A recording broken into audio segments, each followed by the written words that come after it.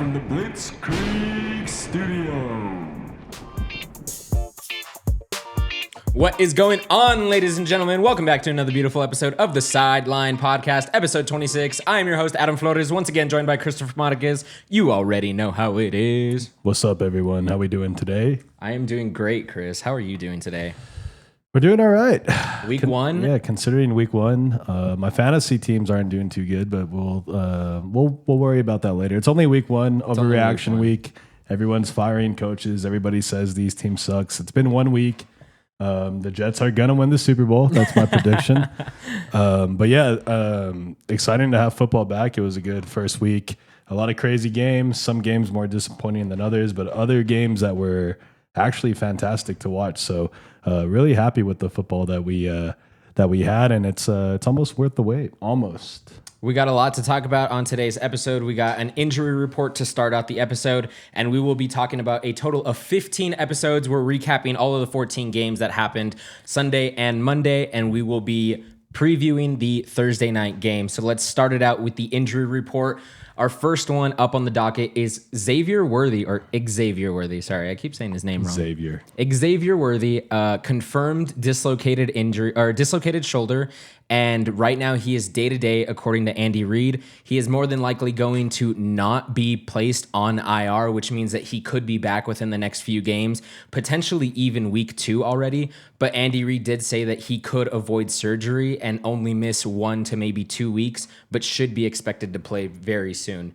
The next one is Jaden Daniels actually pops up on our injury list with a quote-unquote wrist injury. There's not much to go off of that. Dan Campbell said that he should be ready to go for week 2 and that it is not all that concerning.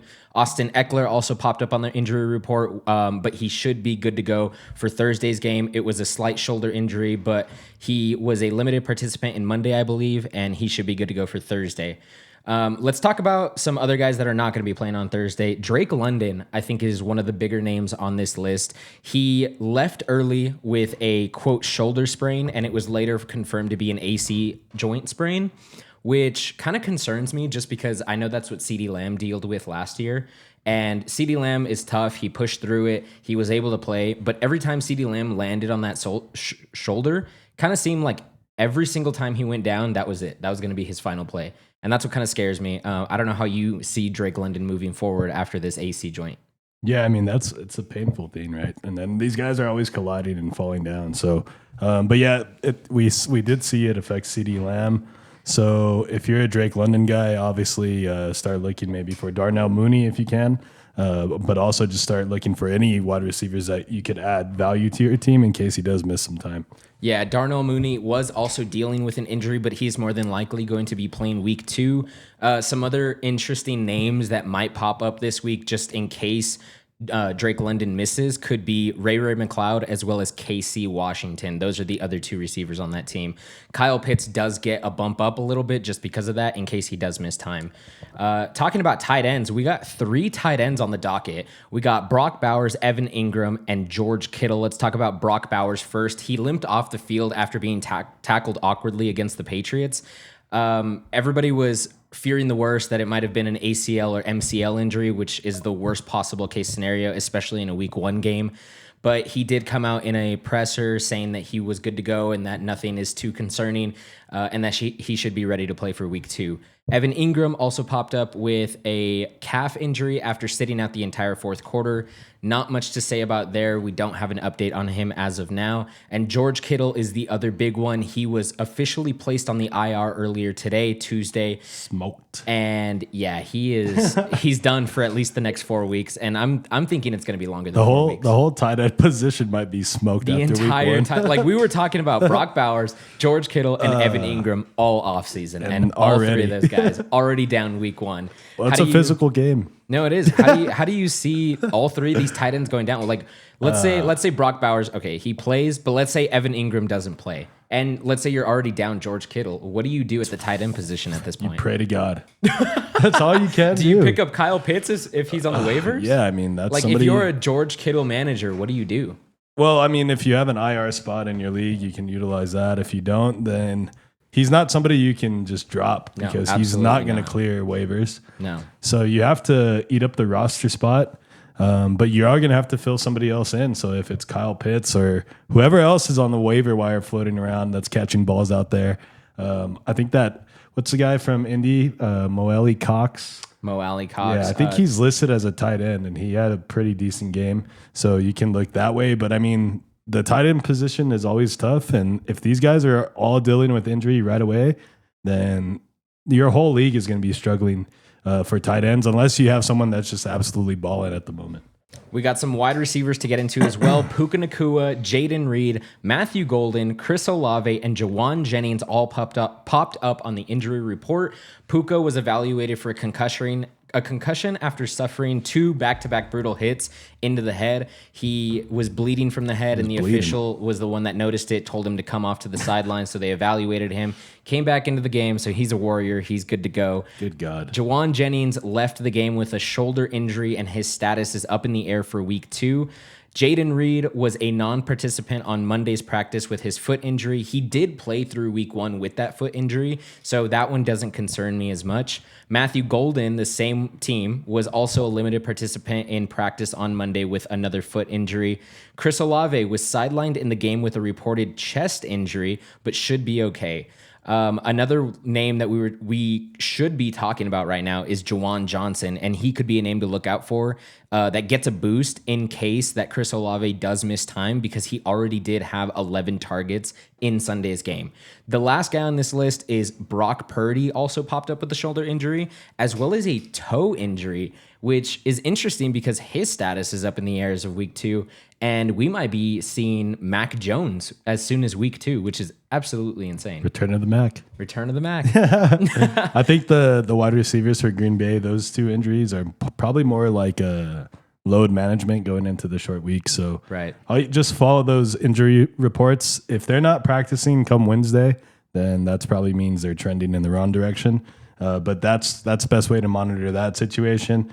And Chris Olave went down a few times actually during the game. So I feel like every time he hits the ground, I'm scared. Yeah, he's really fragile. So I mean, it's kind of saddening because like you already know that this injury might go down with, or this season might be filled with a lot of injuries, and it's only going to hurt Spencer Rattler back there. All right, now we are going to be getting into our matchups. We're going to be evaluating all of the games. We're not going to be going extremely into depth, but we are going to be covering every single game that happened on Sunday, Sunday night, and Monday night as well. First game on the docket is the New York Giants and the Washington Commanders. The Commanders win 21-6 over the Giants, and they covered the 6.5 spread at home. Jaden Daniels was great in this game. Deebo Samuel was great in this game. Russell Wilson did not look good on the Giants, and I think the entire Giants roster was just really struggling all game long. Malik Neighbors was mad. Malik Neighbors was very mad. He was very mad. You know what? Looking back at it, Poor guy. I am an advocate for George Pickens now. After Russell Wilson being in Pittsburgh and getting that treatment and knowing that he was just a much better receiver, because if Malik Neighbors gets the exact same treatment with Russell Wilson out on the field, I'm scared for Malik Neighbors in fantasy. Yeah, it's very it's hard to watch Russell Wilson as your quarterback, right? And then if you have Malik Neighbors, you're just like, good God, it's very frustrating. But other than that, I mean, the Commanders looked the part playing New York, so you know it wasn't the toughest test, but Deebo really looked good too. Deebo looked very good, and we were already writing him off. I think he had like 11 catches. Probably. Yeah, he was ridiculous. He was adding up points on my bench, I'll tell you that. Every time I looked up, he was running down the field on like a 10-yard slant. You know who wasn't adding up points? Terry McLaurin. Terry McLaurin had an absolute dud of a game. I know for a fact that he only had 4 fantasy points, and I know that because he was on my roster. Yeah, but that's one that you just take on the chin and you keep rolling him out there. You know what I mean? Do you though? Do you? I mean unless like you have better options. Okay, they have. Okay, the Commanders. You're only have as the good as the Packers. options that you have. You know what I mean? Commanders have the Packers on Thursday. Right. Do we really like Terry McLaurin against the Packers? I like Deebo more, but I mean that's why you're a fantasy manager. You have to make the tough calls. Okay, Right. I can't make them for you. Russell Wilson was 17 of 37, 168 yards, 0 touchdowns, 0 interceptions, with a 25.5 QBR. That is extremely low, 25. Jaden Daniels, 19 for 30, 233 yards, a touchdown, no interceptions, and that one lone touchdown went to none other than Zach Ertz, his beautiful tight end. Bill Krosky-Mara also did look very good, and he looked like he is the future of the Commanders' backfield. And I think everybody expected this after the Brian Robinson trade to San Francisco. So it doesn't really surprise me there. We did say to sit Bill Krosky the first week. Yeah, just to see what happens. Just to see what happens. And now that we know what he is, I think it's safe to roll him out. I also would be a little scared because they are playing the Packers this week, but we'll get into that later. Next game up on the docket, we got Tampa at Atlanta. And the Bucs win 23-20 in a wild game. Way more competitive than we thought. Way more competitive than we thought. And we were talking about it last episode, and we said, wow, Tampa's only favored by 1.5 points. And they were barely able to cover that. They almost went into overtime. Baker looked very sketchy in this game. Penix actually looked very good. Bijan looked very good. Bucky looked inefficient against this Atlanta defense, which kind of scares me. Drake London looked very good until he went out with the injury. Mike Evans had a quiet day. Egbuka had a phenomenal debut as a rookie. He caught 2 touchdowns, so he was very great. If we told you to sit Egbuka, do not listen to us ever again because you should have been starting him. And it's just one of those things. He's a rookie. You got to look at week 1 to see what he's going to be in this offense. Kyle Pitts actually got a lot of volume in this game, which is what I was very surprised by because we expected absolutely nothing out of Kyle Pitts once again. But with Michael Penix, I mean, we didn't know what this offense was going to look like. So it's safe to say that like you sat Kyle Pitts, like it's okay. He was sitting out in waivers. And it's week 1, so we're gonna nobody knows what's going to happen. It's the first week, so we don't have any trends to watch or things to look back on yet. So, I mean, if you sat Egbuka for week 1, okay, hopefully you were able to pick up the W. If not, it's better to take an L now than later in the season. So, just let the season play out. Don't get too crazy here. But yeah, Penix is good, man. Yeah, we might be looking at a really and interesting... Atlanta's just better than we all thought, I guess, right? Yeah, because I was about to say, we might be looking at a very interesting situation. They were only down by 3 in this game, and the reason they lost is because Younghoe Koo could not see the end zone, and he missed that wide open field goal that he should have made. Yep. And he makes those. Yeah, and look at this receiving core. Bijan Robinson, which is their backfield, keep that in mind, had 6 receptions for 100 yards. Kyle Pitts, 7 receptions for 59 yards. Drake London, 8 receptions for 55 yards. And look at the targets. Drake London led the team with 15 targets. Kyle Pitts had 8, and Bijan had 7 targets as a running back, which is absolutely phenomenal for this offense. Just slinging it out there. Yeah, I'm really excited as to see what this team can do. What does concern me is the Bucs. Baker Mayfield was basically half with his completion percentage. It was 17 for 32, 167, and he did get the 3 touchdowns, but just slinging the rock, he was very 50% down the middle. Bucky Irving did not look all that great. He only averaged 2.6 yards a carry with 14 carries and 37 yards. And Egbuka led this team with 4 receptions, 67 yards, and 2 touchdowns, which is just something that we did not expect. We knew that this kid was going to be good. We just did not expect him to lead this team. Well, the touchdown saved his performance there. So right, exactly. Give Tampa a chance. Let him go home. Let him play a home game and see. Atlanta might just be better than we thought, and so they might have just had a tough day in the office. You know what I mean? Yeah. Next up is Panthers at the Jaguars. The Jaguars were favored by 2.5 points, and they absolutely covered that with a Jags win 26-10 at home. And we did take a little bet on this game, and I'm gonna own up to it. I'm gonna say that I lost, and Bryce Young fell flat on his face in this game. He was atrocious, and that is not what you like to see. Yeah, I mean, I had high hopes for this team, and I get it. It's week 1. You can't. But some teams looked like they're like 1 and 2 with the Dolphins that looked the worst. Yeah, I will agree with that. The Saints are like outside looking in, like, hey. Bryce Young was 18 for 35, 154, 1 touchdown to 2 interceptions, which is not what you like to see. Trevor Lawrence didn't look all that great either, if I'm being completely honest. 19 for 31, 178 yards, 1 touchdown, 1 interception. The player that really showed out in this game was none other than Travis Etienne, who we all wanted to stay away from coming into this season. We're like, we don't know what this backfield is going to be. They got Bayshal Tootin, the rookie. They got Tank Bigsby. They got Travis Etienne.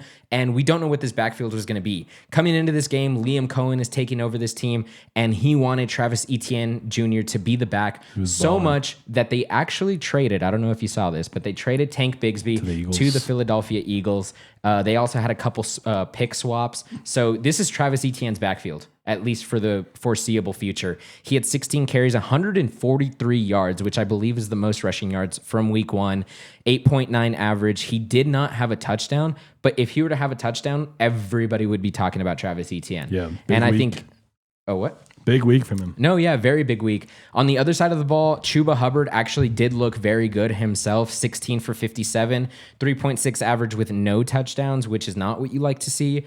Tet McMillan also looked like a really good wide receiver. The only problem is that Bryce Young did not look like a really good quarterback. Tet McMillan had 5 receptions for 68 yards and no touchdowns. His long reception was 21 yards.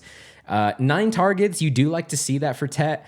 This is a semi-decent defense with the Jaguars, but you also have to look at this team and you have to look at this game in a microscope because this is week 1 and everybody can't go, bananas over Travis Etienne Jr.'s small game sample size of 16 carries for 143 yards because you have to keep in mind that they were playing the worst defense from last year in the Carolina Panthers, and they really didn't get much better over the offseason. Well, what did you think about Travis Hunter, actually? You know what? Travis Hunter was very inefficient in this game as well. I mean, he had a total of 6 receptions for 33 yards. He didn't which really is flash. Nothing. When you have 6 receptions, you're expecting a minimum of 60 yards. Yeah, he didn't really flash. That was probably the thing I took away the most was that I don't know if he's going to be like... If he's not going to be effective as wide receiver, then you might as well just play him on the defense. Yeah, and what does concern me is that Travis Hunter was able to get 33 yards with 6 receptions, while Brian Thomas Jr. had a total of 7 targets, but only 1 reception. Right. Which you have to, again, you would have to look back at the film and see, were these balls catchable? Were they not catchable? Is it Brian Thomas Jr.'s fault? Is it Trevor Lawrence's fault? In a microscope, you would have to say that it's Brian Thomas Jr.'s fault because 7 targets is, a lot of targets, and to only get 1 reception, that's very inefficient from him. But I have no worries of BTJ. I do have worries of Travis Hunter, and you could be saying, well, why would you have worries of Travis Hunter if he had more receptions? It's just that I don't know. I think Brian Thomas Jr. should still be the alpha of this team. Right. And that's what I'm trying to say is that, like, why would you waste your time feeding this guy when you have another wide receiver that you could be giving the majority of targets to? Exactly. And then utilize Travis Hunter in the defense. You know what I mean? Yeah. But I mean, it was game 1, but I don't know. I just thought that was interesting. He didn't really flash like I thought he would. Brenton Strange actually did look really good as their tight end. 4 receptions for 59 yards, 9.9 fantasy points with no touchdowns to go along with that. But with a touchdown, you're at 15 points, and he could be the tight end 1 on the week. And that's somebody that you can look maybe for in a league that nobody drafted him because I don't think a lot of people were drafting him. Are you panicking? Are you hitting the panic button on Brian Thomas Jr. already? No, not yet. Not yet. I mean, no, just because they did show that they could score points. Yeah, you know what I mean. So. Some weeks it goes your way, some weeks it doesn't. But I mean, it's too early, dude. I mean, look at the year he had last year. Right. Next up was the absolute weirdest game probably of the week. Or no, I'm not going to say the weirdest game. There's another one coming up. But we got the Colts and the Dolphins. The Colts took a whopping win 33-8 over the Miami Dolphins at home. They're slacking. Tua looked awful. Absolutely awful. And we had said that coming into this game, I think if I'm not mistaken, we both took the Colts on this game. But the Colts were only favored by 1, and they won by, 22 points? Don't make me do math. 33-8. What's that? That's a Colts win, baby. That's a Colts win. They won by 25. Yeah, they won by 25. Tua looked absolutely horrible, and Daniel Jones looked like prime Peyton Manning. A little fun fact, I don't know if you saw this all over social media, saying that Daniel Jones is the only quarterback in the Super Bowl era to lead his team to a scoring drive on every single drive they touch the ball. And that includes, like, if you had a possession where it's like, oh, get in victory formation and just kneel the ball. Like, if they would have kneeled the ball in victory formation, it would not have counted. Meaning that every time the Colts had the ball, they scored. That's crazy. That is absurd. But what does that say Absolutely about absurd. the Dolphins then? Exactly. It's like, are we looking at this Colts offense as like, wow, this is a whole revamped offense with Daniel Jones at the helm. We should be respecting them. Or is it something where is like the Dolphins are absolutely atrocious and this is one of the teams that you want to be starting your players against? Yeah, I mean, I think it might be the Dolphins being that bad. Michael Pittman Jr. had a good game. He had a touchdown. Yes, Michael Pittman Jr. did have a good game. I just don't know, I don't know if it's going to get easier for the Dolphins. You know what I mean? I don't think so. And I think that Mike McDaniel is actually on the hot seat after this game because losing by 25 to a team that nobody expected to put up more than 20 points is just embarrassing. It's embarrassing is what it is. It's rough. It's rough for the Dolphin fans out there. Tua was 14 of 23, 114 yards, 1 touchdown to 2 interceptions with a whopping 2.7 QBR. I don't think I've ever seen a QBR That's that crazy. low. Daniel Jones was 22 for 29, 272 yards, 1 touchdown, 0 interceptions with an 87.5 QBR. Jonathan Taylor looked really good on the ground like he always does. He averaged 4 a carry, 18 for 71. He did get robbed 2 touchdowns by Daniel Jones. Daniel Jones had 2 rushing touchdowns, which, hello, like your goal line, you're the Colts. You have one of the best backs in your pocket, and let's just do a QB sneak with Daniel Jones. That's what the defense is like not expecting. Right, and that's exactly Look what like worked. Josh Allen out there. Yeah, I mean, Daniel Jones had 7 carries, like 7 carries for Daniel Jones. I get it. He's a good runner. Maybe he's better than we all thought, and it was just being stuck with the Giants that was maybe holding him back. You know what I mean? Michael Pittman looked really good. Like you said, he had 8 targets, 6 receptions for 80 yards and a tug. Tyler Warren also really good. 7 receptions for 76 yards. He led this team with 9 targets. Alec Pierce was very non-existent, and so was Josh Downs. They both had a combined 4 points each in fantasy PPR. Adonai Mitchell was also very inefficient. Mo Alley Cox, like you said, is the backup tight end. So if Tyler Warren were to go down, that would be a very viable option. Somebody to think about. Yeah, but as of right now, he's nothing to look for. He was 1 reception for 20 yards. I think I'm excited about the Colts, honestly. After this showing, if they can keep up this production, which who knows, maybe it does keep up, maybe it just completely falls apart after week 1. But if it keeps up, I think this is something to look forward to. Let's do it again in week 2. Huh? Let's do it again in week 2. Yes, exactly. Success is hard to replicate. Devon Achane. Are we hitting the panic button on Devon Achane? 7 carries this game. That's crazy. 7.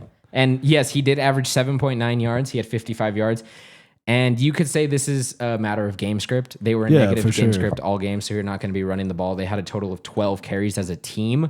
Yeah, and you can't panic on him. And Devon Achane had 3 receptions for 20 yards and a touchdown did save his day. So without that touchdown, you're looking at a 10-point day for Devon Achane. With the touchdown, he went up to 16, 17. Tyreek Hill, 4 receptions, 40 yards, and he was very frustrated on the sideline if you did not see that. Jalen Waddle, again, 4 receptions, 30 yards. What are we doing with these guys? I don't know if you can start Waddle again. I mean, Tyreek, you kind of have to just because of the name, and then the draft position. I mean, right? in PPR, Tyreek had 8 points and Jalen Waddle had 7 and 8. But it's not the worst. You know what I mean? They could have. I know, but I mean, everybody had the Colts. No, but the worst thing is that this was a game where they were down, so you would think they'd be throwing a lot. You would think so, yeah. And I think Tua threw the ball a total of 23 times in negative game script. Daniel Jones threw the ball more than Tua did. Yeah, I know. That's crazy. I don't even know what to. Zach Wilson came into the game. I think the Dolphins are just confused.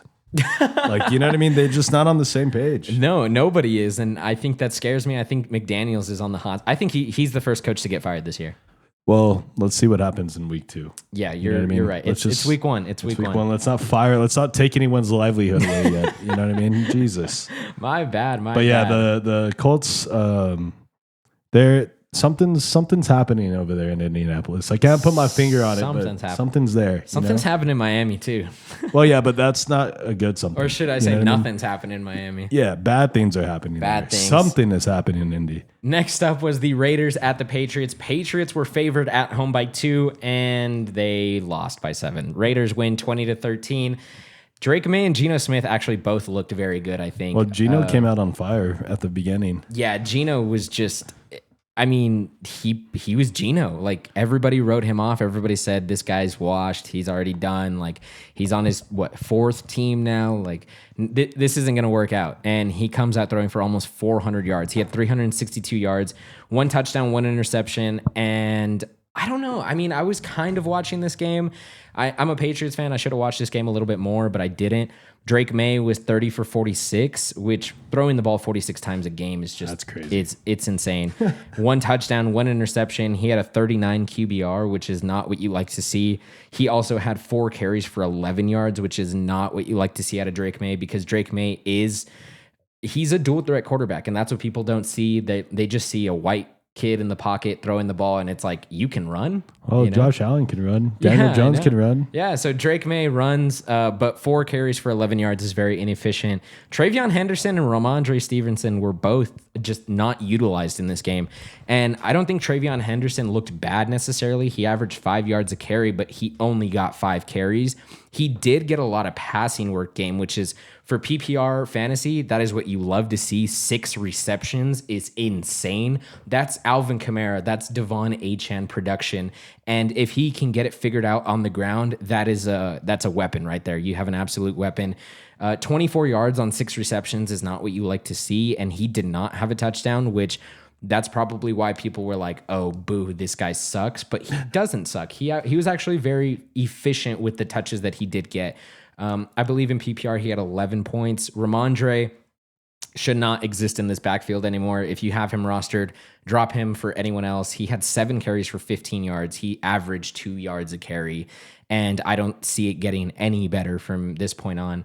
Ashton Genty on the other side did not look very good whatsoever. He had 19 carries and only put up 38 yards. Oh, he had a touchdown, right? It saved his day. Yes, he did have a touchdown. And if he doesn't have that touchdown, oh my. Yeah, so with the touchdown, he had 9.8. He also had 2 receptions, so that puts him at 12 points even. But you said 19 carries, right? 19 carries, okay, yes. so there's upside there, because that means that they're going to keep running them. They're not going to stop doing that. Yeah, Zamir White only got 3 carries, which is what you love to see if you're an Ashton Genty manager.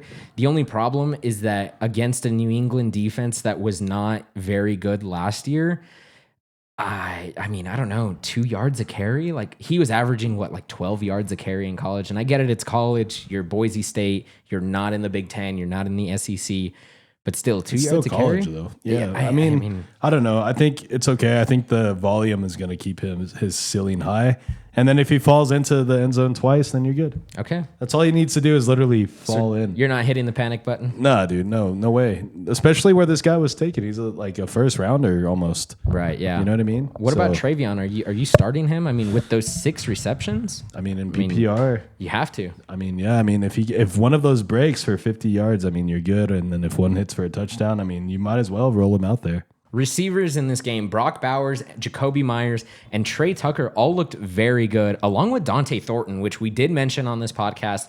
All of them looked very good. The one that did catch the touchdown was Trey Tucker on a long bomb. 2 receptions, 54 yards. The 2 standouts were Brock Bowers and Jacoby Myers, like we had said. Jacoby Myers, 8 receptions, 97 yards. Brock Bowers, 5 receptions, 103 yards, which is just... it's so great. You love to see 10 targets for Jacoby and 8 targets for Brock Bowers. On the other side of the ball, you had Kayshon Boutte with 6 receptions, 103 yards. And that's great production. Like, when your name is not Stephon Diggs on the Patriots and you have 103 yards, I mean, that's really good. It's a solid game. I'd never heard of that guy before. Yeah, so fun fact about Kayshon Boutte, he went to LSU for a year. Okay. And for 1 year, he was actually ahead of Malik Neighbors on the depth chart. And then it all fell apart. And then I guess he had an injury. He fell in the draft. It happens. It happens. I mean, obviously he's talented, right? I mean, right. I mean, 100 yards in a game. If you're ahead of Malik Neighbors in at any point in your life, you're doing okay. Yeah. So Kayshon Boutte is a guy to target. A guy to target, but we will talk about that in a little bit. Next game up on the docket was the Steelers and the Jets, and I believe this was the weirdest game of the year. It was like a classic Tom Brady, Peyton Manning shootout that we saw. Except for it wasn't either of them. Except it wasn't either of those Except guys. for it was Aaron Rodgers. It was 95-year-old Aaron Rodgers and washed up Justin Fields, which nobody, and I mean nobody, saw coming. Justin Fields made me eat my words hard. Dude, he made you. But it was week 1, so I'm still. You're right. I'm It's week still 1. hating on But him. I'm gonna gloat for a little bit because I've always been a Justin Fields fan, and for fantasy purposes, for advice purposes, I did say don't start him week 1. But in the back of my mind, I knew he was going to be at least halfway decent. I don't think a lot of people started him week 1. No, absolutely not. And in all of my leagues, except maybe one of them, was he on the waivers. Like nobody has this guy on his team. Aaron Rodgers, also undrafted. Nobody has him on their team. Aaron Rodgers was 22 for 30, 244 yards, 4 passing touchdowns. Justin Fields, 16 for 22, 218 yards, only 1 passing touchdown, but he also did have 1 on the ground. So I mean, two rushing. I'm so sorry to disrespect him. I mean, but Fields, like, okay, so that's the thing. He's still like Still a dual threat. Yeah, no. That's like what he's always been. But what I'm saying is like he's still not the best passing quarterback out there. He didn't look that bad. No, I know he didn't look that bad. He averaged but more I mean, yards per completion than Rodgers. No, I know, but he threw what, 200 yards? You said he threw 218. Okay, and so Rodgers threw 244. Yeah, so I mean, it's not like it wasn't like Geno 400-yarder game. You know what I mean? Right, but I mean 218 yards is still a good game. I mean, from a quote unquote rushing quarterback, 218. Right, but you scored great. 32 points. Yeah, I mean you scored 32 points and lost. Like that's that's not on your offense. But I'm just saying, like usually if you score that much, you probably throwing the ball a little bit more. He probably just needs to try to go a little downfield more. Well, a lot of the touches went to Breece Hall, who again we both wrote off on this podcast. I we wrote both off said, the whole team. Yeah, we both said do not touch this guy with a 10-foot pole for week 1 at least. See what he's made of. 19 carries, 107 yards. He said, "Y'all shut the fuck up." He said, "This is my backfield. I'm gonna average 5.6 yards a carry," and he balled out. Justin Fields also had 12 carries, which is insane from Justin Fields. 48 yards, which is great for fantasy. You love to see that. The dual threat from Justin Fields is alive. So even if you're not planning on starting him, it's worth picking up if you have a free slot on your bench. If you have a guy that's like, projected 2.2 points, pick up Justin Fields. Like, why not? Maybe your quarterback goes down halfway through the season. You can throw this guy in your lineup, and maybe he's still good the rest of the season. Maybe he's even viable to be a top 5 QB. You never know with this guy. The backfield for Pittsburgh looked atrocious. I'm not going to lie. Jaylen Warren, 11 carries, 37 yards. 3.4 carry is not terrible, but just 11 carries on a game is just not that great. And they weren't technically, in negative game script the entire game. I mean, they were pretty close the entire game. Right. So DK Metcalf, again, 4 receptions, 83 yards. Not that many receptions, only 7 targets in a game where you scored 34 points. And in a game where Aaron Rodgers threw 4 passing touchdowns and DK Metcalf got 0 of it, that's not what you like to see. It went to 4 separate receivers, and we would not have guessed any of these guys. No, one never. of them went to Jonnu Smith, one went to Jaylen Warren, one went to Ben Skoranek, and one went to Calvin Austin, which is just insane. We did mention Calvin Austin's name. We said, don't touch this guy yet, but he could be viable. And sure enough, he was very viable. He had 4 receptions, 70 yards, and a tug to go along with it. 6 targets is just, I don't even know what to make of this game. Are we overreacting to this game? Or are we like, you know what? Settle down. I think we were just game. so surprised at this game. Like we just all thought it was going to go one way and it went the complete opposite. On the other side of the ball, that's what happens. But honestly, on Metcalf really fast, I think you're okay because if in Rodgers, a game where you throw 4 no, I touchdowns, know, but and I mean, Metcalf Rodgers gets nothing? he's spreading the ball around. So I mean, Okay. it's going to happen. One game you might get one, another one you might. But all I'm saying is that when they're getting down in the red zone, like Rodgers is still going to want to throw the ball. You know what I mean? So that should help. Like Metcalf. I mean, it's not like he totally ghosted him. Yeah. I had mentioned this on the podcast last episode in case you don't remember, and you laughed at me for this. And I said, this Ohio State connection might be alive. Yeah, I did. You laughed straight at in me. your face. You laughed straight in my face, and you said, ha ha, that's a joke if you think I'm going to believe that. And what happened? Garrett Wilson, 7 receptions, 95 yards, and a touchdown. What do you mean? PPR? I don't know. I guess it actually. I guess it means something. I didn't think it meant anything. I think it does mean something, and I think it's worth noting for fantasy. I mean, this is not something to take lightly. I believe it was But I also 22? said Garrett Wilson was a good receiver. And I said that he might just have a bad year if Fields is really that bad. Yeah, I mean, but he's a very talented guy. He's like 22.5 points for PPR. Bro, he's like in the group of like the top 10 wide receivers out there for sure. Agreed. I you know what highly I mean? agree. So I mean, he just needs a decent quarterback and he'll be okay. Yeah, I've always been high on Garrett Wilson. It's just he's had atrocious quarterback play, and Aaron Rodgers was the best that he had up until this point in his career. And I wonder what he was thinking. He was like, "Look at this guy throwing the ball like that." And when we were together, nothing. And nothing. This guy chose Devontae Adams over me. He literally watched it go to another team and do like so much better than he ever saw. Well, it's crazy because both these guys swapped, and it looks like it panned out for both teams. Well, I guess we'll see. Let's. Aaron Rodgers needs to make it through a season first. Next up on the docket, we got our favorite game of the week, the Joe Bowl. We gotta have a drop for that every time they play. Bro. They're gonna play another time this year. Dude, Joe Flacco, I love you. Joe Burrow, I love you. Oh, Joseph Burrow. Joseph Flacco. Joseph Flacco. Yeah, dude. Joe Burrow did not look all that great in this game. Joe Flacco should be you know how the MLB has or the NBA has the silhouette? Oh, yeah. That Joe Flacco should be that. He should be the guy on the logo. For the NFL. Yeah, dude. He's a god. He's a Greek goddess. He's a Greek goddess. Yeah. Joe Burrow is 14 of 23, 113 yards and only one passing touchdown. Joe Flacco, 31 for 45 attempts for Joe Flacco at this age is absurd. 290 passing yards, one touchdown, two interceptions. One of those interceptions I was watching, and it was absolutely not his fault. It was a bobbled pass that was just picked up by a defender in the area. So really, in my eyes, Joe Flacco had one interception. I also think interceptions should be a wide receiver stat.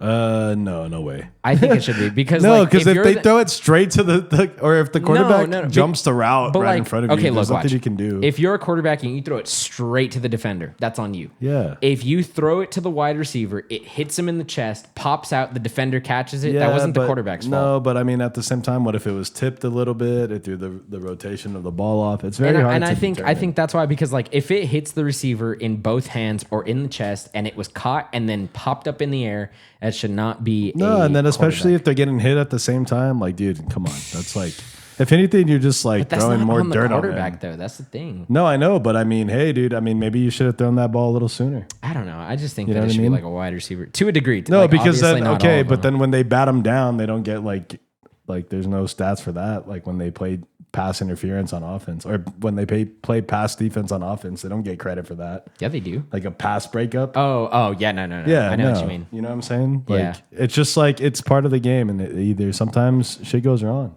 You know what I mean? Speaking about things going wrong, the Broncos, not the Broncos, the kicker for the Browns. Oh my God! You know what? They should have won that game. Wrong, both of these teams should have lost this game. No, I know. These teams were... The Bengals were atrocious in that. Chase Brown, 21 carries in this game. That's crazy. Which is the most I think I've seen after looking at all of these stats. And only 43 yards. He averaged the same amount of yards that Ashton Genty did, 2 yards a carry with one touchdown, which did save his day. But, I mean, he was very, very, very inefficient in this game. I mean, 43 yards on the ground, 8 yards in the air. That's 50 yards. Without this touchdown, you're looking at a 8-point day on PPR fantasy. And with that touchdown, it bumped him up to like 14. Yeah, and everyone was so high on him. But I think it's okay. Just you got to keep rolling him out there. And the Bengals are known for just starting the season out slow over the past couple of years. So as the season goes on, I will be less worried about these guys. But it did worry me in this game that T. Higgins, 3 receptions, 33 yards. Noah Fant was the biggest target in this game. 4 receptions, 26 yards, and a touchdown. Jamar Chase, 2 receptions, 26 yards. Mike Gesicki, 1 reception, 14 yards. Chase Brown, 2 receptions, 8 yards. Like, none of these guys were good. The Not whole even offense great. was bad. So just none of these guys were good. I mean, on the other side of the ball, though, it was nothing but fantasy production, which is crazy to say because they lost this game. And Dylan Sampson was the featured back because Quinshon Judkins had barely been signed and he did not make the final cut for the Week 1 roster. But he is more than likely going to play Week 2. Dylan Sampson had 12 carries for 29 yards, which is not that efficient, but he did look decent compared to Jerome Ford, who had 6 carries for 8 yards. On the receiving end, Jerry Jeudy, 5 receptions, 66 yards. Dylan Sampson had 8 receptions, which is insane for a pass-catching back. 64 yards to go along with that. Harold Fannin Jr., who I was very high on coming into the draft, 7 receptions, 63 yards. He looked very, very good, and I think this might worry David Njoku managers for fantasy. I actually picked up Harold Fannin Jr. in our Dynasty League, but I put him on our taxi squad just to sit him the year. And I was like, you know what? I'm going to sit on him. I'm not going to let him take up a roster spot just in case he's ass. And David Njoku is actually going into a contract year. So if they choose to not re-sign him, Harold Fannin Jr. could be the future of this pass-catching crew. Yeah, he just steps right into that role right there. Yeah, Cedric Tillman also stepped up in this game. 5 receptions, 52 yards, and a touchdown. He looked very good when he was on the field. And last year, he actually looked very good, minus I believe he suffered a concussion and was shut down for the rest of the season for, I think it was like the last 4 or 5 games of the season. And they just shut him down because the season was going bad.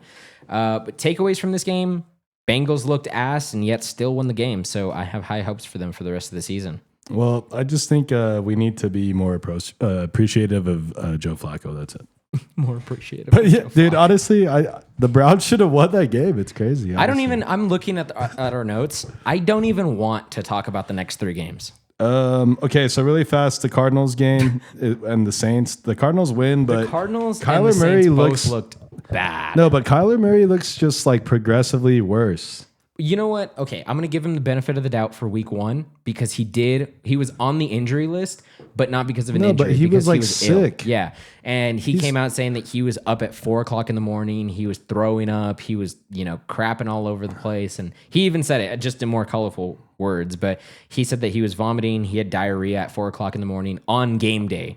So I will give him the benefit of the doubt because he did look bad. It did look really bad. He looked okay. I'm not going to say he looked bad because they still won the game, but he looked okay. They looked pretty bad. Yeah.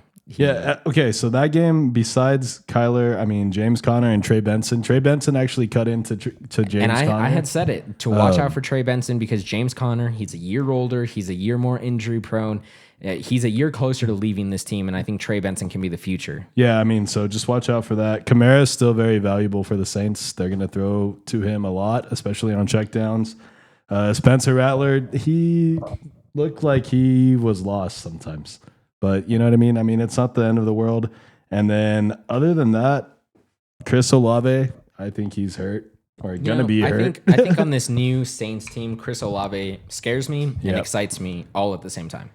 Because 13 targets is nothing to take lightly. No, yeah, but I guess Spencer Rattler really trusts the guy. Yeah, you know what? Here's my big takeaway from this game. Number 1, Juwan Johnson looked very good on this offense. Their tight end. Number 2, Chris Olave looked good. Just 13 targets is a lot for him. He's very injury prone. He's known to have concussions. He's known to have a broken rib here and there, and it scares me. 13 targets. Number 3, Alvin Kamara was extremely inefficient in this game without the touchdown. You take away the touchdown, and everybody's talking about how bad of a game he had. But he was like the check down specialist there. So, he's always the check down specialist. But when Spencer Rattler threw the ball 46 times, and Alvin Kamara only had 2 targets.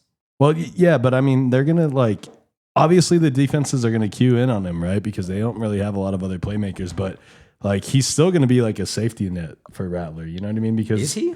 I think so. He's sometimes I still think he's one of the better backs in the league. It's just he's on a bad team right now. Okay.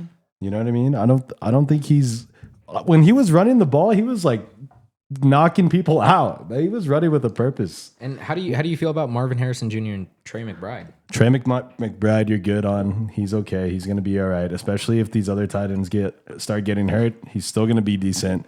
And I don't know about Marvin Harrison Jr. Marvin Harrison Jr. had more yards and he had a touchdown. No, I know, but as far as the way the season's going to trend, I think Trey McBride's still going to be the one that Kyler looks for, especially in all these plays where the pocket breaks down, which is almost every play, because there was almost a holding almost every play too. That's another issue.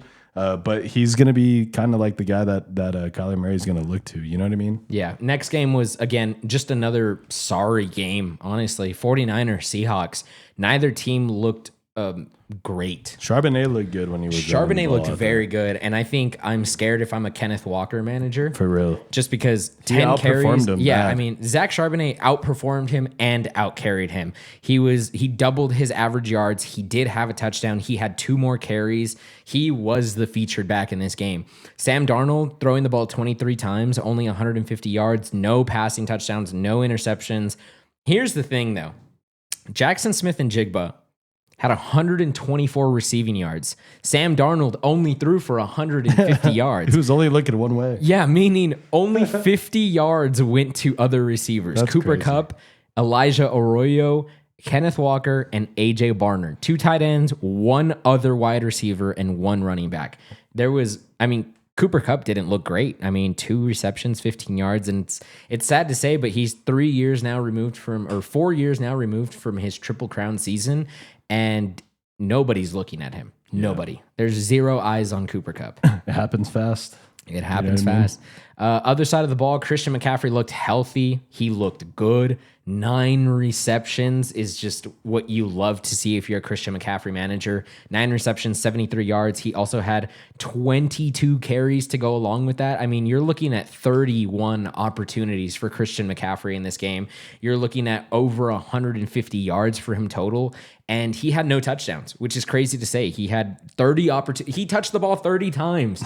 30 times, and you do not have a touchdown. But he was still very good. I'm excited as a Christian McCaffrey manager. I do think that Brian Robinson will get more involved, though. I think he will get a little more involved just because they want to keep Christian McCaffrey healthy for and the they whole just season. got that guy. So Yeah, so, he will probably dip just slightly, but he's still going to be the number 1 back as long as he's healthy. And like we said, the Kittle injury hurts. Kittle He injury did does look hurt. good. Yes, he's placed on IR now after scoring a touchdown. He had 4 receptions, 4 targets in the game. He was 100%.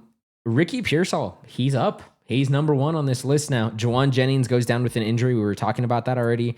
And That's got to be scary. Yeah. If your depth chart is Ricky Pearsall starting. Ricky Pearsall is your number 1 guy. And Wow. that's it. Here we go. It's the Ricky Pearsall show. If you have Ricky Pearsall in fantasy, which he's more than likely rostered just because he's a name that you should know.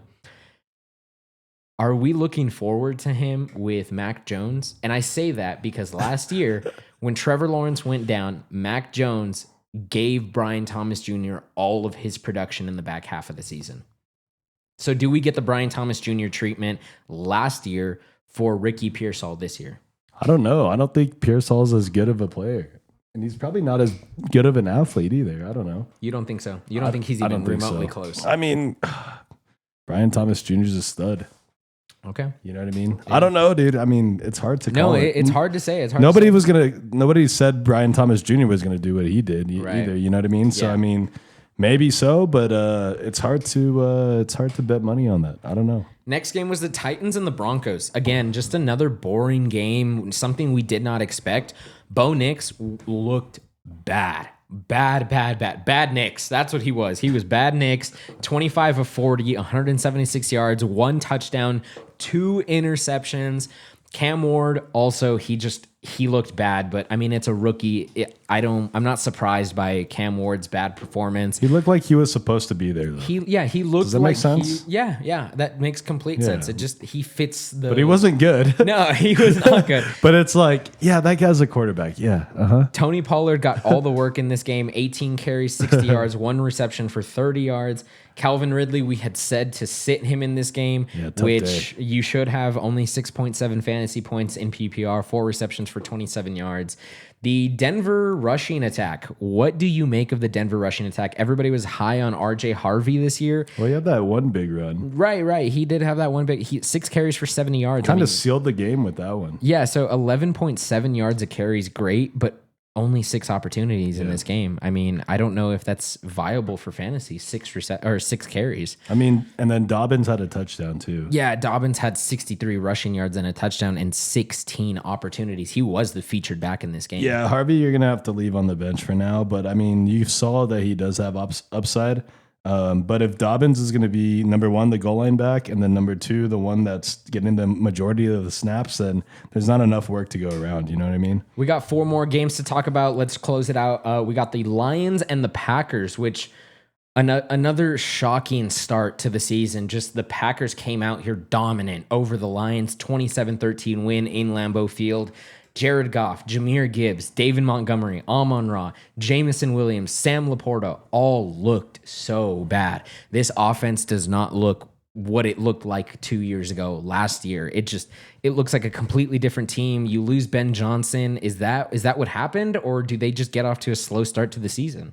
I think it's just probably a mix of both, right? Right. But I mean, like, these guys are still talented, so I mean, they're gonna figure it out. I mean, and then you're playing a division rival too, so I mean, the Packers just jumped on them, and then that was it. And I mean, I wouldn't panic if you're an owner of any of those guys, because there's a chance that they still turn it around and are very productive like they were last year. So Sam Laporta was the benefactor of this game, as well as Jahmyr Gibbs if you're in PPR format, because Jahmyr Gibbs had 10 receptions for 31 yards, which is insane receptions from a running back, and that's just a lot of checkdowns if you really think about it, because he had more than McCaffrey did. Yeah, you're not going to have Jahmyr Gibbs going on a slant route and be like, oh, that's our featured guy. Like, no, like, he's coming out of the backfield, he's running a wheel route, he's running a little out route, and it's just going to him time and time again. I mean, 31 for 39, Jared Goff was very accurate, but again, not much with 31 opportunities. He had 225 passing yards, 1 touchdown, 1 interception. Amon-Ra, very quiet in this game, 4 receptions, 45 yards. Sam Laporta was, again, one of the benefactors of this, 6 receptions for 79 yards.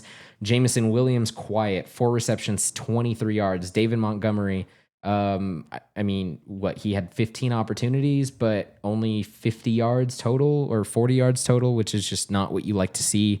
Josh Jacobs on the other side of the ball looked good. 19 carries, 66 yards, and a touchdown. Jordan Love looked good. 16 for 22, 188 yards, 2 touchdowns, 0 interceptions, which is phenomenal out of Jordan Love.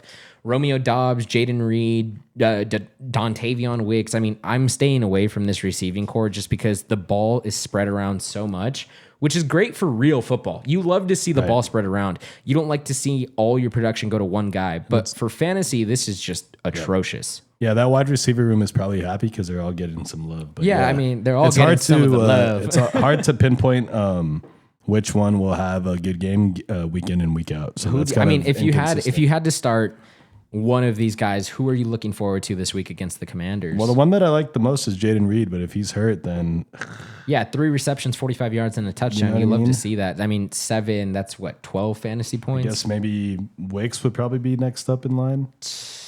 You know what I mean? Just depending. I mean, it's hard. I probably wouldn't start either of them, honestly. Short week too. And then, are we hitting the panic button on the Lions? No. You sit. Do you start Jahmyr Gibbs? Do you start Amon-Ra? Do you start Laporta? Do you start Jameson Williams? No. Like, all of these guys were started week 1. All of them.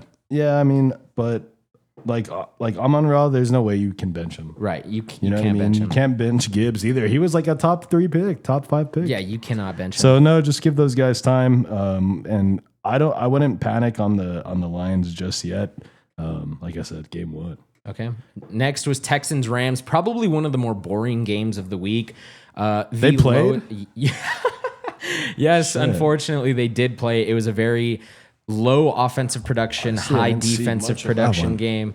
Rams were favored by 3 and they covered the spread by 5, 14-9, the lowest scoring game of the week. Combined 23 points, which is just it was bad. It was bad. You know what's crazy is Stafford and Goff. Goff had 13 points and then Stafford with 9 as a team. Yeah, that's crazy. That's crazy. And those used to be like 2 of the most high flying offenses between those teams. Yeah, I mean, Stafford was 21 of 29, 245 yards and a touchdown. CJ Stroud looked good when he could get the ball out, and oh my God, that offensive line it's going to be the death of CJ Stroud. He's going to die. He is going to die. 19 for 27, 188 Poor yards, guy, man. 0 touchdown, 1 interception, and this whole team had 0 fantasy production. Jaden Higgins, 2 receptions, 32 yards. That's the rookie. Okay. I mean, you give him the benefit of the doubt. It's a rookie. But you got to look at your number 1 receiver on the team, Nico Collins. 3 receptions, 25 yards, 5 targets. He was tied in targets with Dalton Schultz, and Dalton Schultz has not been relevant ever since he's been with Dallas. 3 receptions, 28 yards, 0 touchdowns all across the board. And, I mean, the backfield did not look great either. Nick Chubb was okay, 4.6 a carry. But again, he just didn't look anything flashy. 13 carries, 60 yards, and his long run was 13. Kyren got saved by a touchdown too. Kyren did get saved by a touchdown. He only had 66 yards, which he looked like the same old Kyren. I mean, Kyren has never been your hard-nosed back running, through the tackles, but he has always been very good in the red zone. He is a touchdown magnet. He just knows how to get in the end zone. They know how to get him in the end zone.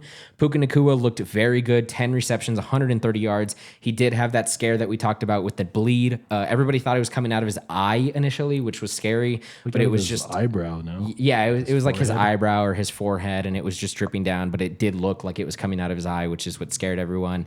Devontae Adams, quiet in this game, 4 receptions, 51 yards. I guess that's okay from a wide receiver 2 standpoint, but from fantasy, you do not want to be starting Devontae Adams. That's rough. Yeah. Next game on the list was Sunday Night Football, one of the most electric games I have seen in probably years. And this was the highest scoring game of the week, opposed to the Rams and Texans' lowest scoring game of the week. 81 combined points. The Bills win in a walk-off field goal fashion, 41-40 after being down 15 points in the fourth quarter.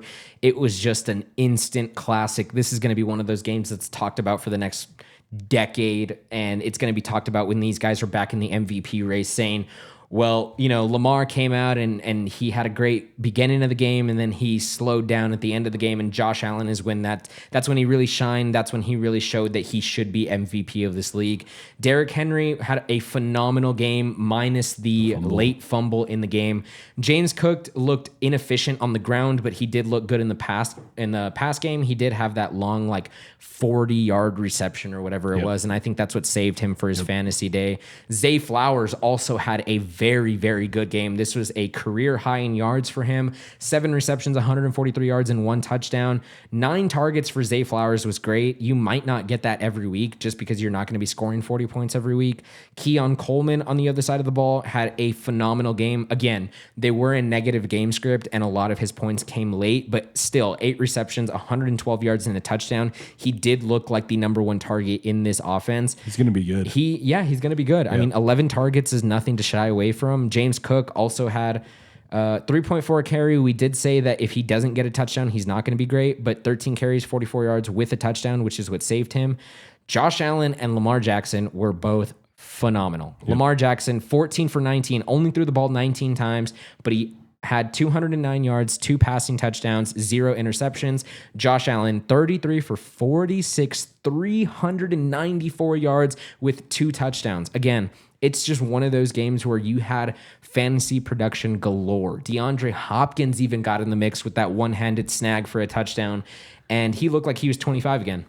He looked rejuvenated out there. He looked rejuvenated. But this is what he needed. That was a good way to cap the week, for Sunday. You know what I mean? I mean, you go from an atrocious game with the Texans and Rams to just one of the best games you've seen. But everybody was tuned into that one. You got a lot of people reacting on social media. Unfortunately, not unfortunately, actually, fortunately, I think this could be the AFC Championship preview.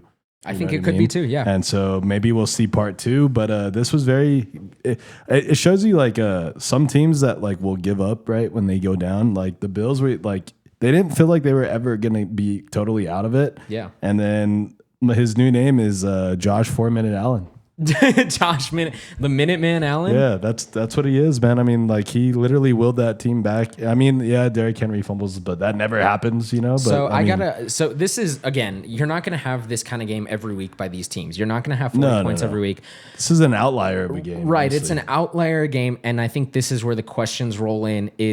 Is Keon Coleman and Zay Flowers both going to be the number 1 wide receivers for these teams moving forward? And are they going to be number 1 wide receivers in fantasy? Well, Keon, he is going to be number 1 for the Bills, but Zay might get poached from Bateman and D-Hop, you know what I mean? Right. Just keep that out there, or keep that in mind. But, I mean, Zay Flowers has shown these flashes before, you know? Yes, what I mean? Absolutely. And they didn't have him in the AFC conference game last year, which is may have been why they lost. Mark Andrews, which is probably what cost them the game last year, he was non-existent in a game where they scored 40 points, and you do not like to see that if you are a Mark Andrews manager. 1 reception, 5 yards, 1 target. You can understand if it was like 6 targets, but he only got 1 of them. Okay, he's still getting the target share. 1 target, 1 reception, 5 yards. That's not what you like to see out of your tight end. Yeah, that one's alarming right there. Yeah, so I think I'm out on Mark Andrews. We saw this last year. He was good. The year was saved by all of his touchdowns. I think this is the year where he goes out. He goes out of the Bills, and I think Isaiah Likely takes over that role. So if you're a Mark Andrews manager, look for Isaiah Likely because he's more than likely going to be the benefactor of this. And he was out for this game with, I think it was a foot injury, but he's going to be back. Keon Coleman, I was very high on coming into this year. I drafted him. I actually started him in my league over Jacoby Myers because I had a gut feeling. And sure enough, my gut was right. He had that 112 yards, 1 touchdown. I just don't know if he's going to get that 100 yards every single week. James Cook, I'm not a fan of, but he looked good. You got to roll him out there, though. Yeah, you got to roll him out there. Derrick Henry looked amazing minus the fumble. You take away the fumble, this is probably one of his best games of his career. Yeah, and honestly, dude, the guy's had so many mileage on his legs that I don't blame him for fumbling it once. Yeah, I mean 18 the guy never carries, fumbles. 169 yards, averaging almost 10 yards a carry with 2 touchdowns. He had a long of 49 yards, and that one went to the house. Yeah. So this guy's good. Yeah. This guy knows how to play football. If he's on your team, you don't have to worry about that running back one position. Just plug and play. I'm not worried about any of these guys minus Mark Andrews. Yeah. Other than that, I mean, solid fantasy all around, like you said. Lamar Jackson, it's kind of, I don't know. Can he ever win the big one? Can he? That's the question. Last game on the docket, we got the Vikings at the Bears. The Bears were favored by 1 at home, and they lost by 3. This game was boring at the beginning. It was very boring at the beginning, and the second half was a complete different game. It was a whole different game. Yeah. I feel like I had watched 2 different games in one, and I had J.J. McCarthy as my quarterback. I was a big J.J. McCarthy believer. First half, he had 0.2 points. Yeah, that's what I was going to say at the beginning. It didn't look good. 0.02 points is what he had, and I was like, oh my God. I was like, this guy sucks. This guy's trash. I need to get another quarterback now, ASAP. I was going to go for Michael Penix. I was going to go for Aaron Rodgers. I was like, this guy's cooked. So you were already releasing him mid-game. I was ready to drop him in the middle of the game. And this is the guy you swore by. And this was the guy I swore by, and I'm not going to lie. I'm going to say it how it is. Week 1, halftime, you're ready to drop him. Week 1, halftime, I was ready to use my commissioner powers and take him off of my team mid-game. That's what I was going to do. But he showed out. He looked like he could be a competent quarterback in the second half. In the fourth quarter alone, he had 3 touchdowns, 2 passing, 1 rushing. One of them went to Jay Jettas. The other went to Aaron Jones on a long bomb. Shout out 915. And J.J. McCarthy ran one in himself, which is what you just love to see from a quarterback. You love to see that rushing upside, and we saw none of that at the beginning of the game. We saw absolutely none of it. And in the second half, it was just, like I said, these quarterbacks swapped. Caleb Williams had a phenomenal first drive. That was about it. I think that's the only thing I liked from Caleb Williams in the night. He overthrew DJ Moore on a seam route, a little corner seam, and he was wide open, would have walked in for the touchdown. He wouldn't have even had to run into the end zone. He would have walked in 15 yards away. Nobody was near him, and he overshot him by a mile. And the pocket was clean too, which is just crazy. You hate to see that. DJ Moore walked out of here with 3 receptions for 68 yards. Olamide Zaccheaus, 4 receptions, 42 yards, and Roma Dunze had 9 targets, 6 receptions, but only 37 yards. He did have a tug, which is what you like to see. If you started him, that saved your day. But without that touchdown, I mean, 9.7 in PPR. You do like the 6 receptions, but you don't like the 37 yards. Is it the plays that they ran? Was it Roma Dunze not being able to get off defenders? I mean, you can say that for yourself, whatever you think. Colston Loveland was very inefficient, 2 receptions, 12 yards. On the other side of the ball, TJ Hawkinson, which is everybody had high hopes for him, 3 receptions, 15 yards. Justin Jefferson also got off to a slow start. The touchdown did save his day. He had 4 receptions, 44 yards, and 1 touchdown.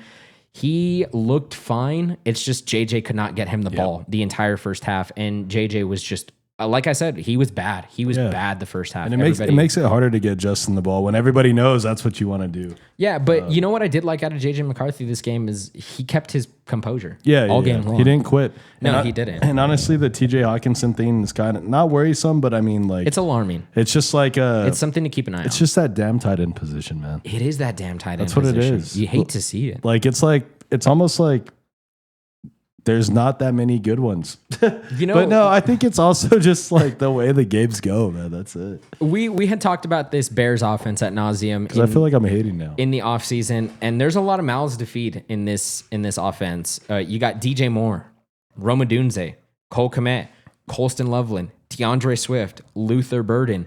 We knew that not all of these guys were going to be great, but we did not know that Luther Burden was going to be that bad. Yep. 1 target, 1 reception for -3 yards. Yeah, Odunze's the one that has the most upside right now. Odunze, he's a second-year receiver. I mean, DJ Moore is the veteran there, but right. I mean, if Roma Dunze can break out, you would love to see that. Right.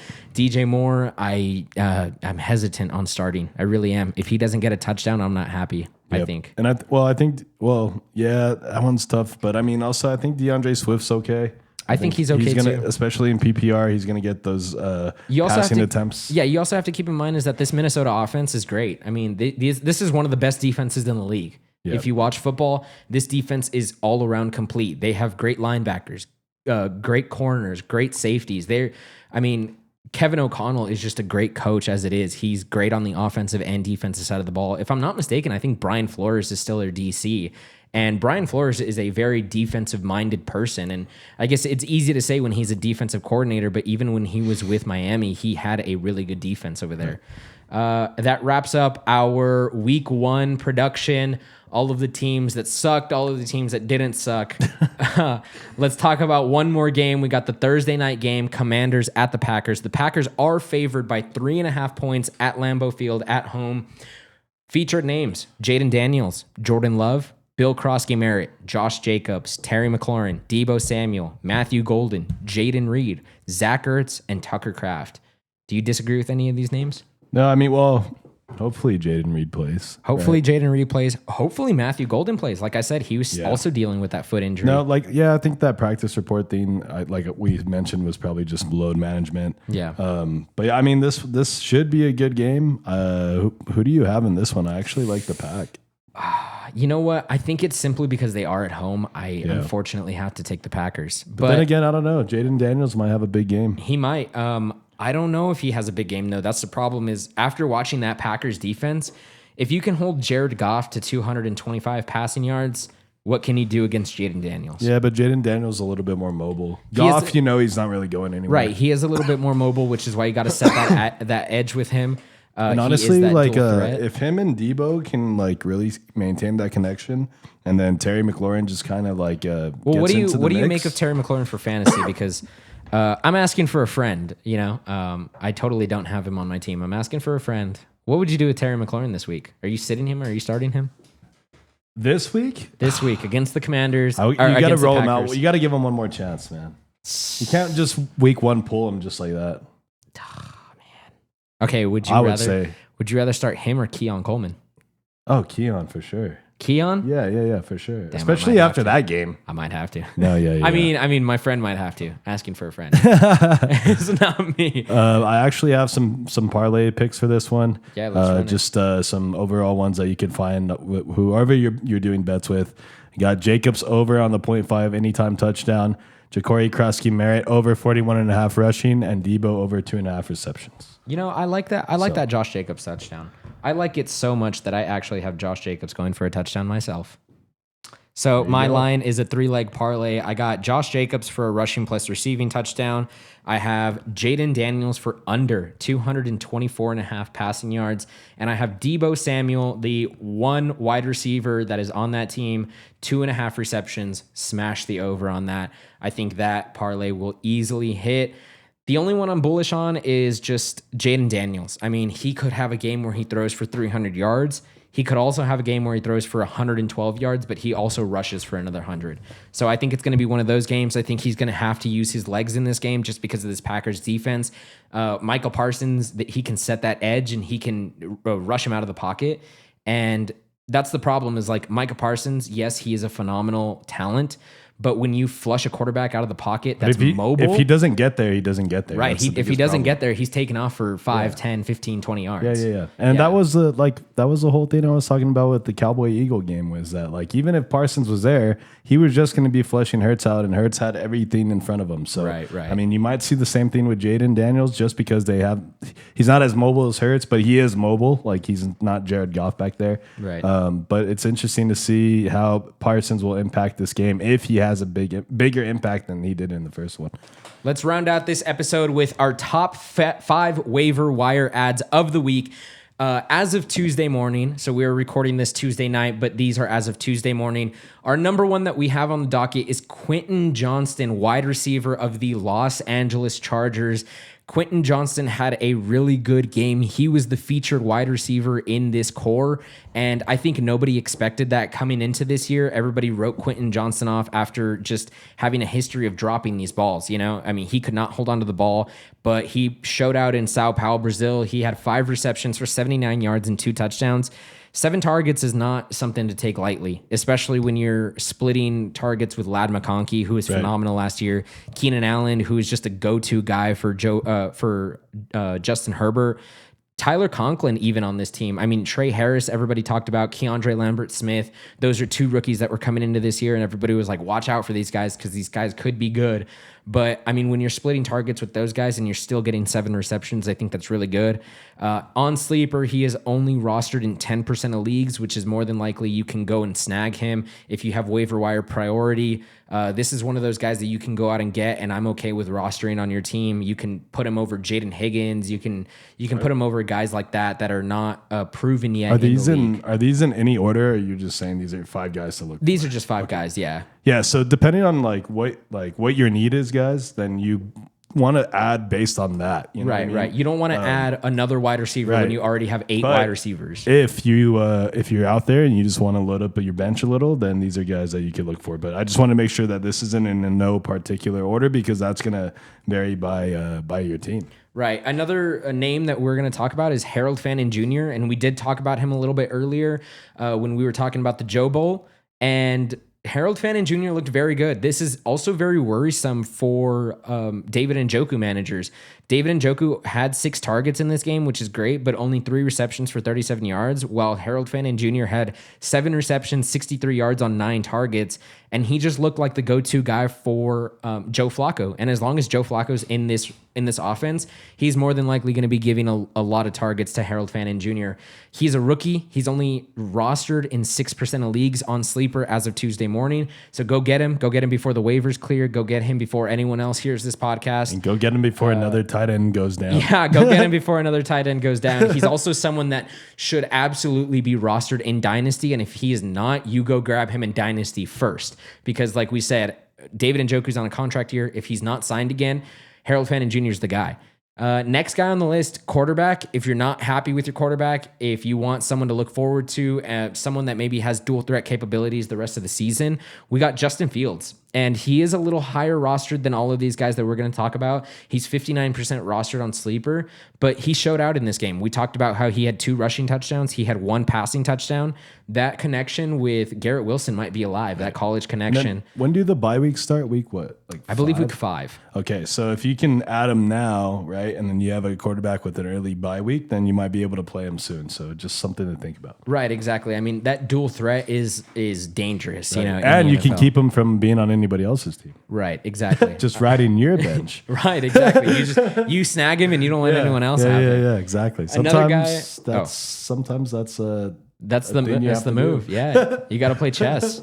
Another guy on this list that we will be talking about hopefully next week is Hollywood Brown.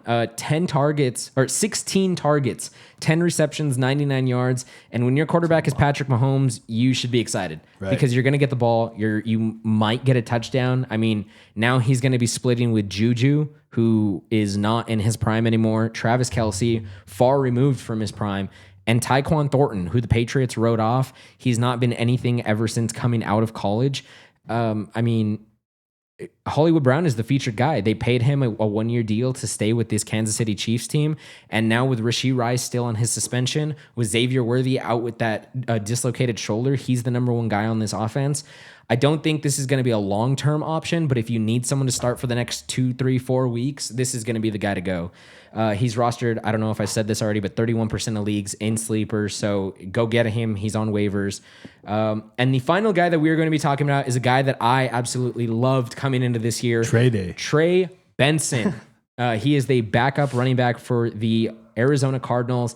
And he actually led this backfield against the Saints. James Conner only had 12 carries for 39 yards. Yeah. It's just very inefficient. I mean, Trey Benson had 8 carries for 70 yards.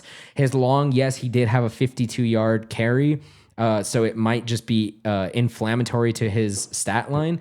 But, I mean, still, 8 carries, 69 yards, and you're the backup. I mean, he could be taking over this backfield. James Conner is a little bit older. He's not getting any younger. I believe he's already 31 years of age or 30 years of age. They use Benson more as the passing back, too. Right, exactly. So he could also be getting a lot of dump offs from Kyler Murray because Kyler Murray, you know, he can't chuck the ball downfield 80 yards. All he does is dump off. Yeah, that's all he does is dump off. I mean, Trey Benson had 1 reception, which is not great, but it could go up as the season goes on.